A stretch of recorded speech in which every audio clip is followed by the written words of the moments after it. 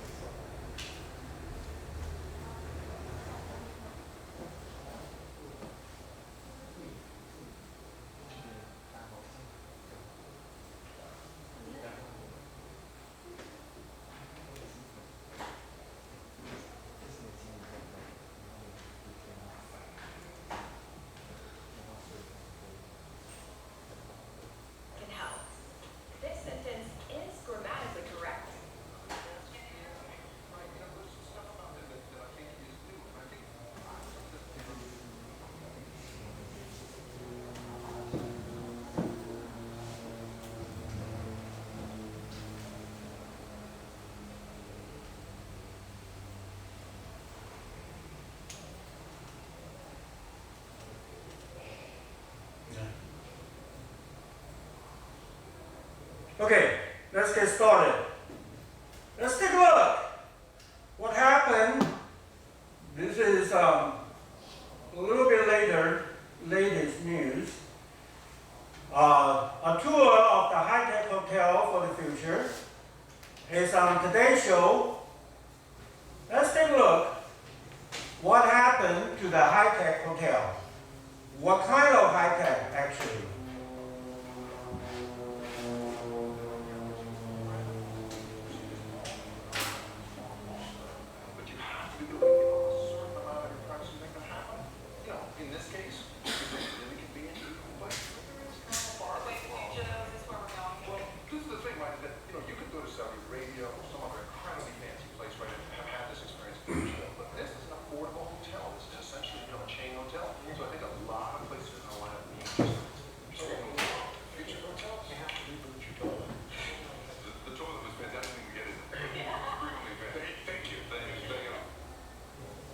Oh, I'm sorry. That's the end. I apologize. I'll go back and look for this.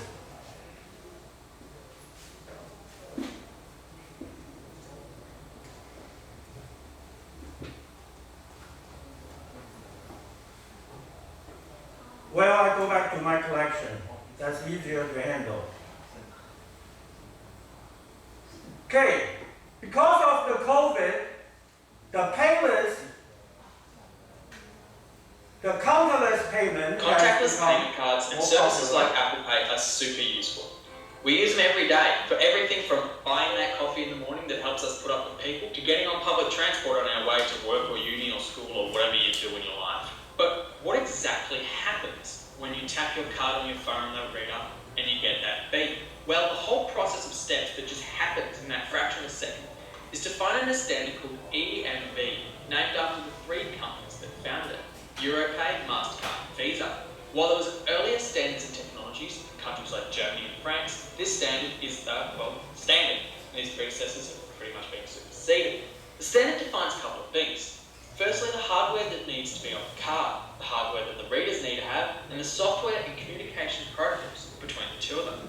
If you have a close look at your card under a light, you can see that under the chip there's, a chip, a tiny little processor and a piece of memory. Let's take a look at with your student ID card. It's actually a chip. It's just like what happened.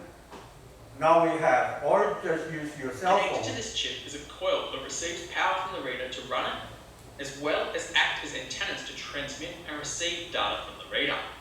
When you put your card near the reader, it gets caught up in a magnetic field. This provides the card with power and starts the chip. This chip then broadcasts the message and establishes a connection with the reader. Once this connection is established, the card sends its type. This represents the issuer. And once the reader has this, it starts a specific piece of code for this card type called a kernel. They then communicate backwards and forwards, confirming that they're both legitimate. Once this is confirmed, the card generates code that's unique to both this reader and can only be used once. The reader sends this code back up to the card issuer.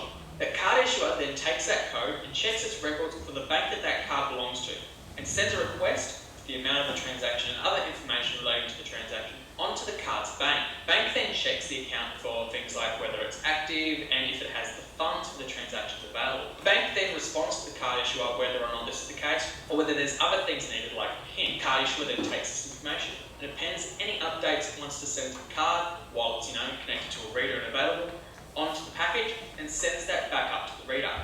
Finally on the reader, this package is opened. That's opened to send to the software and the memory on the card so that the card can keep in touch with the card issuer, and the response is read. If the transaction was successful and nothing else is pending, you get the approved message and you get your coffee.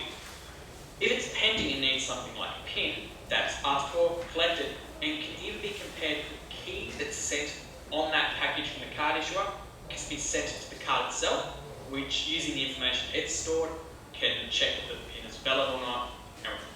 The ID cards, student ID cards that we use, when you get on the MSRs or get on train or pay for it, you do what happens is you store the amount of money that's sent back to the bank, and that have actually every time you pay, it goes to the cycle.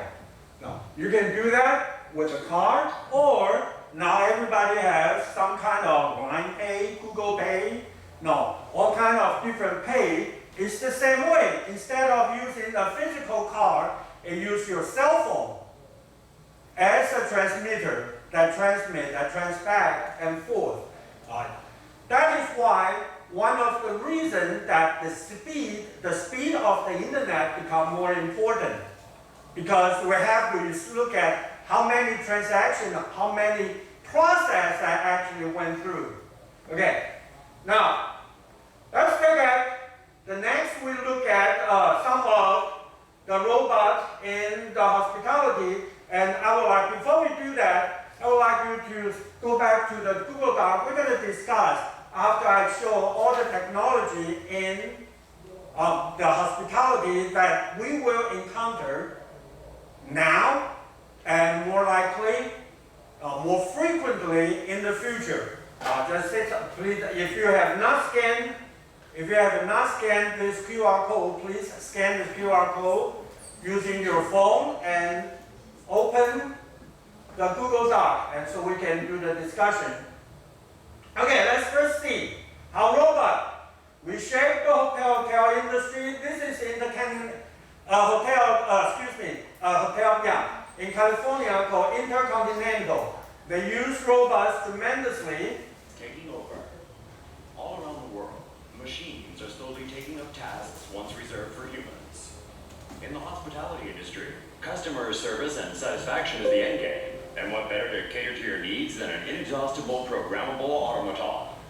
Hotels in the future could be entirely staffed by machines, starting with realistic-looking cyborgs welcoming guests at the front desk.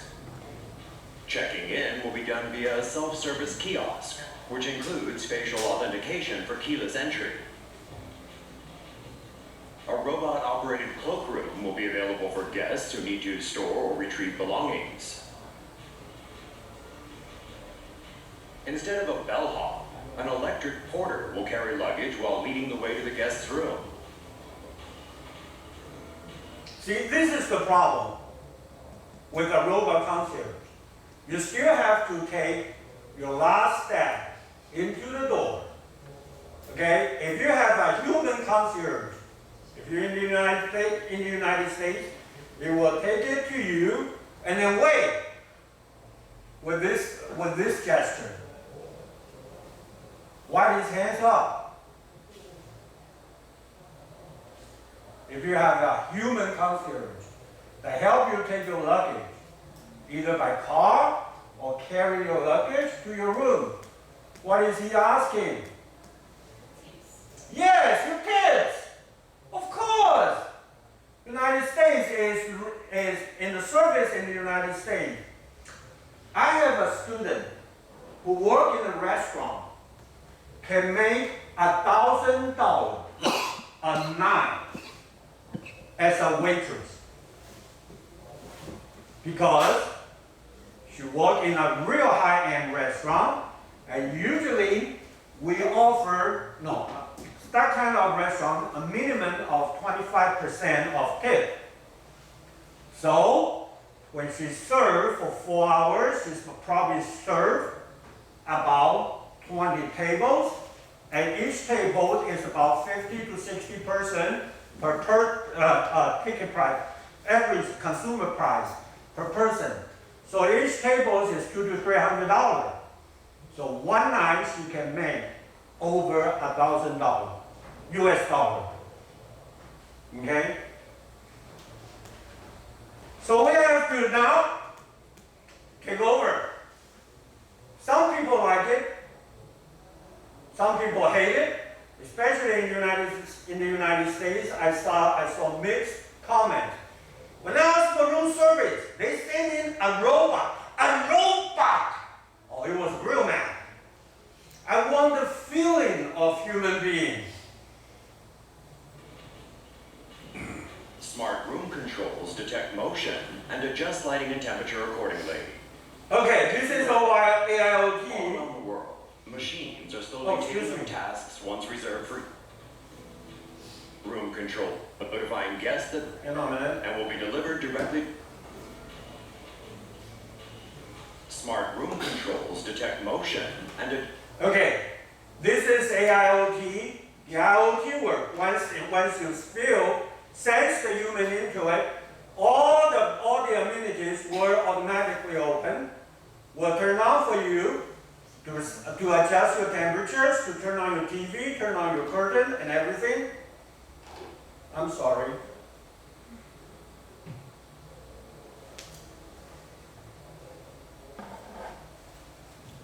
Okay, let's take a look. What's the room service do?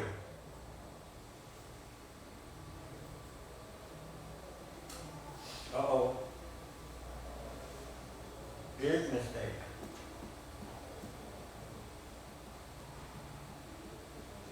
I apologize for trying to demonstrate too many things at one time. I have to reboot the. Okay. Let's wait. Okay, if you don't mind.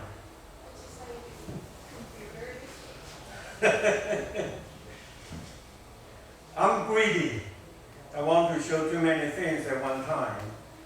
And we have a problem in sending your handout to use. Jamin has experience because the file was too big because it involved too many. Let's get it restarted. It's easier.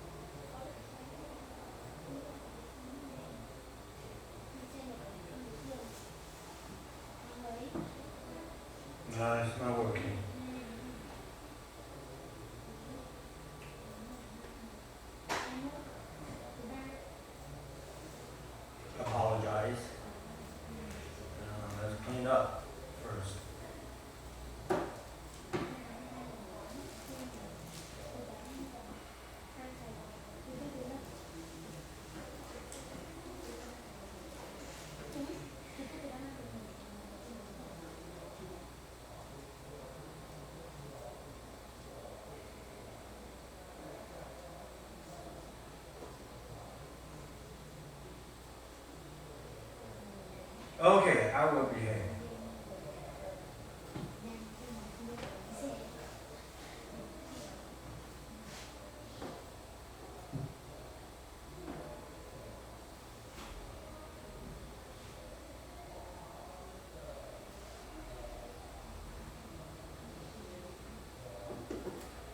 Taking over.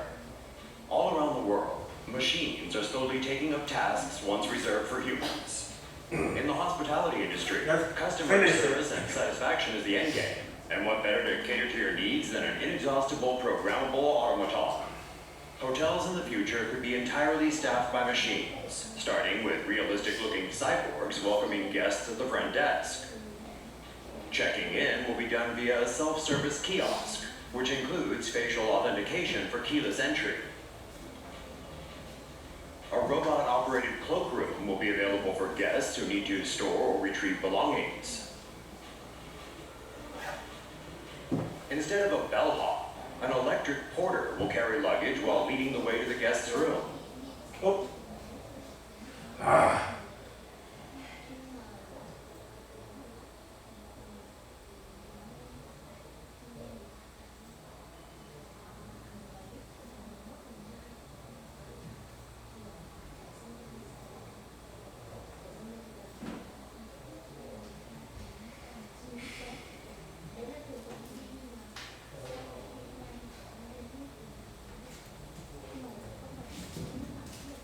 Sorry about that. I shouldn't be greedy.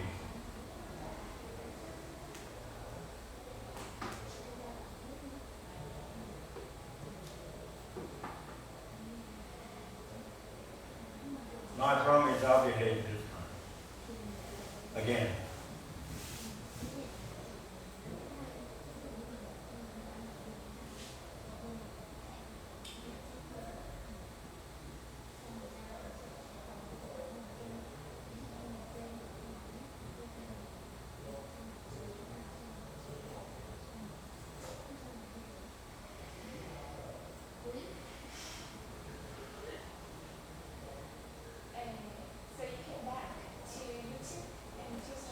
Let's see if I can find it because I downloaded this way back. It has a name. Tell me Yeah. the names so we can find it. This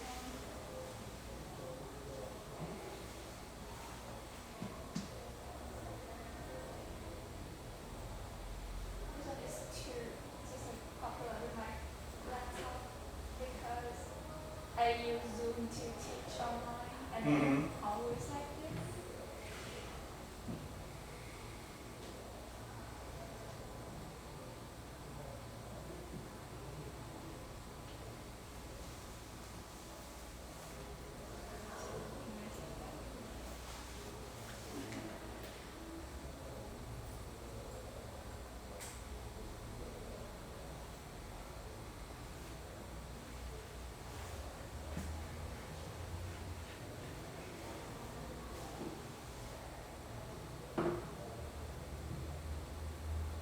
Now we have many choices. Oh, here it is. Wonderful, thank you. Tech is taking over. All around the world, machines are slowly taking up tasks once reserved for humans. In the hospitality industry, customer service and satisfaction is the end game. And what better to cater to your needs than an inexhaustible, programmable automaton?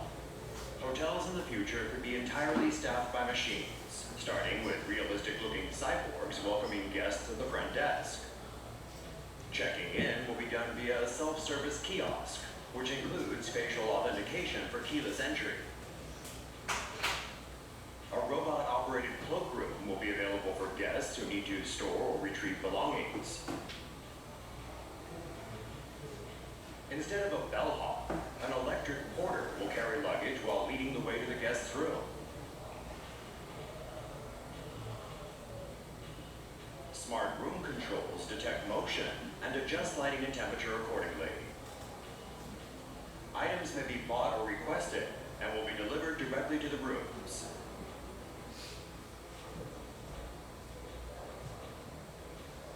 With a phone call notifying guests that their items have arrived. Room controls could also be programmed to provide wake-up calls. Smart window displays could be incorporated to provide guests with information relevant to their trip. Likewise, robots will be in charge of housekeeping, tidying up rooms quickly and efficiently. Soon, even meals will be... Excuse me, I have to go back to robots and... door. The new Japanese hotel is controlled almost entirely by... Of course, not everyone is on board with the idea. Tidying up rooms quickly... Here it is. Most of the robot hotel have not used the robot to do the housekeeping. One of the reasons is for a robot actually perform the housekeeping like we do, like showing on video, is way too sophisticated and expensive. Arrive. Room controls could also be programmed to provide wake-up calls. Smart window displays could be incorporated to provide guests with information relevant to their trip. Likewise, robots will... Something like this kind of housekeeping robot have not yet released, at least as far as I know, and I'm trying to keep it current. The one that used, we call it Maidbot, M-A-I-D-B-O-T, is actually designed, a robot company that was established by the Cornell University student, freshman student in hospitality management. When he did the internships in a hotel and do the housekeeping, it was so tireful, he thought, there's no way, they must have a way to automate the housekeeping. So he created a company called Maidbot. But the product that only released from this company is a very, very strong automatic vacuum machine robot. Just like the robot we see you use in your house. But it's a stronger machine and longer life. Just like this, but not like this. It's so much bigger.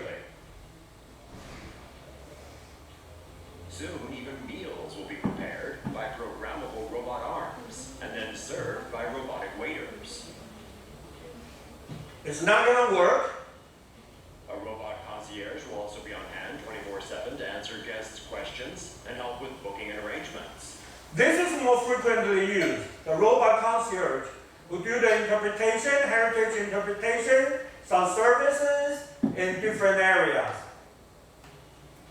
Fully automated hotels may not be too far off. Japan already has the Hana Hotel in Nagasaki, with more on the way. Of course, not everyone is on board with the idea, as some argue the loss of human interaction may have an impact on overall customer satisfaction. What do you think? Say no to Safe Spaces on YouTube. Support Tomo News at patreon.com/Tomo News. Keep watching to see more with the future. Okay, now let's go back. If I can still get my PowerPoint to work.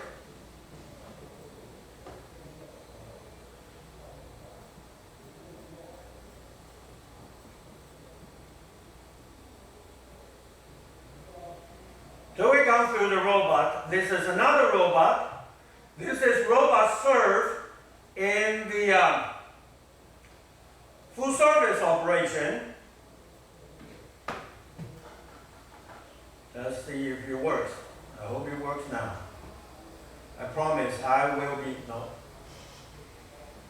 I promise, let's go back to YouTube to watch it, it's better. No, it doesn't work. Okay.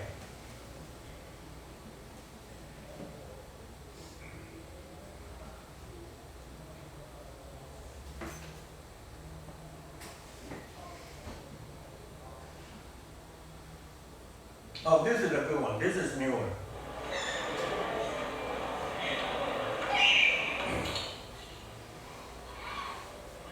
Robot bartender.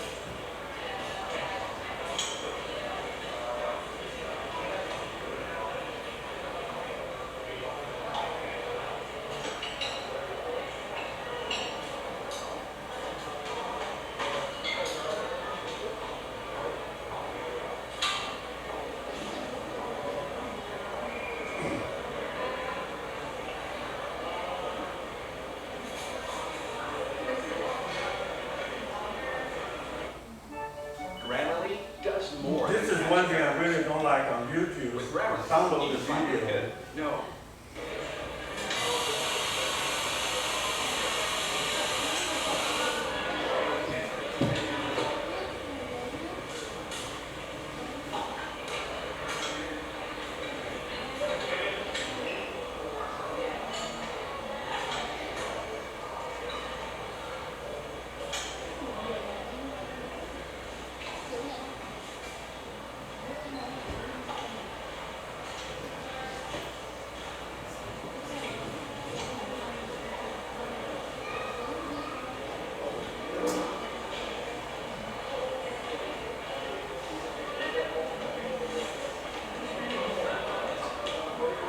I haven't visited one yet. I heard Taipei has one, and National Zhongzhen University at Jiayi Minxiong has one in their library.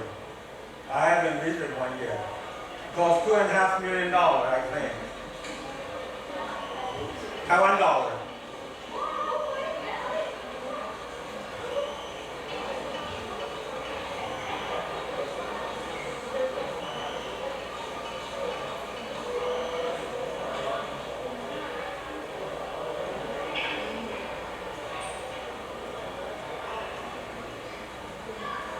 Okay, this is robot used in food service industry. So, this is different one. No, I think I have to turn it on.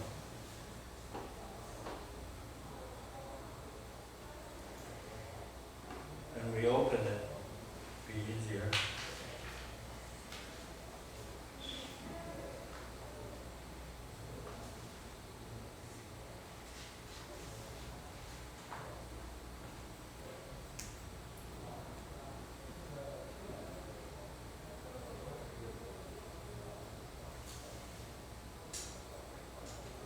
Nah, doesn't work. Okay, so that's robot. Another thing that is important, and a lot of you that are starting using it, is you use big data analysis or big data analytics to do the marketing to predict the future or the behavior of the customers. Okay, let me go through the presentation first, and then I show you a video clip that shows how the first pioneers who used the data to help his casino. One of the reasons I like to share with you is because this is Harris, CEO. He was a professor at Harvard Business School, and then being hired by the Harris to become the general managers and central executive officer. Okay. So using big data analysis that we can use to forecasting, doing the better forecasting so we can prepare much better for the customer. Secondary, now better yield management. I don't know whether you have learned what we call revenue management. Think about what is revenue management. Okay, when you book an airline ticket, now within the same economic coach cabin, do you think every seat is the same? No. Why not? Because we have some priority seats. For example, like for the business class and for the No, I'm just saying economic coach or economic cabin. and Every seat. some seats have better views, just like Okay, better view. Okay, wonderful. What else? This is what we call revenue management. It's one of the newer study field for the hospitality. It's highly mathematical oriented. Is you calculate based on supply and demand. Now, based on the supply and demand, at the moment we can start doing the pricing, setting the pricing. So when you sit down in the airplane, the person who sits next to you might be paid different price. Now, why we do that? Because we want to feel. This is because one of the reasons that food hospitality service is you cannot store it and resell it. There's no storage capacity.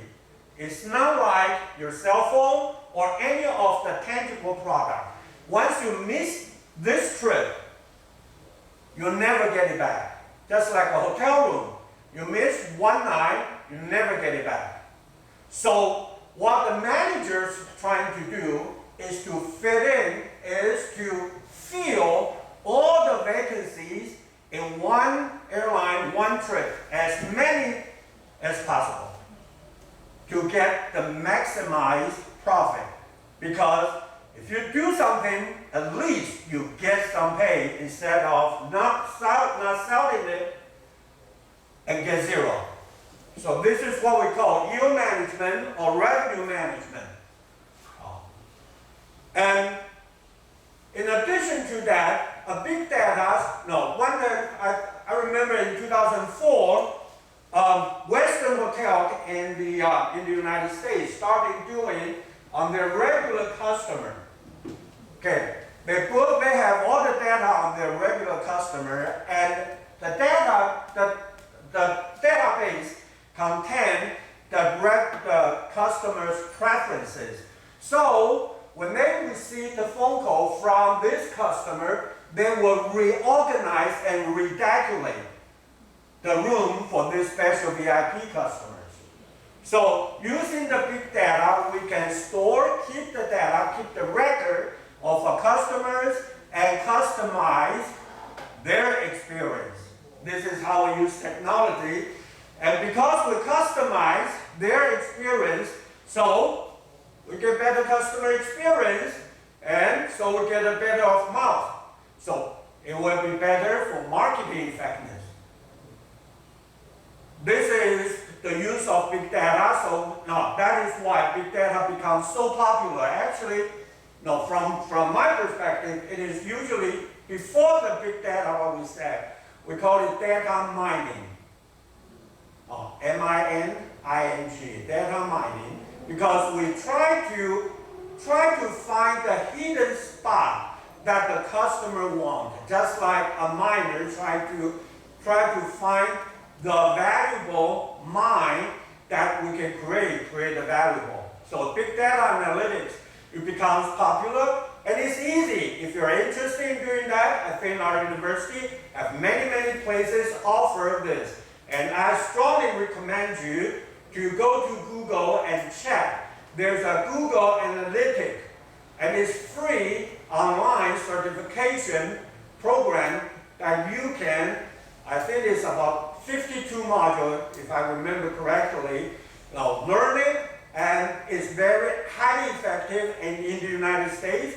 Once you get Google Analytic and Advanced Google Analytic or Market Analytic, these two certificates, the starting salary is about $50,000 a year. A highly demandable skill. In addition to that is artificial intelligence. Now, artificial intelligence actually recognized most frequently we will hear is first, what is artificial intelligence? First, visual verification. Okay, so you don't have to use your credit card or ticket anymore. Just visualize your bios characteristics. You can get it. Nowadays actually, China is one of the most advanced in this big data and artificial intelligence using. The first thing is visual. That's what we use the most. Secondary, voice recognition. Thirdly, now it is very popular, is what we call deep learning or deep faking.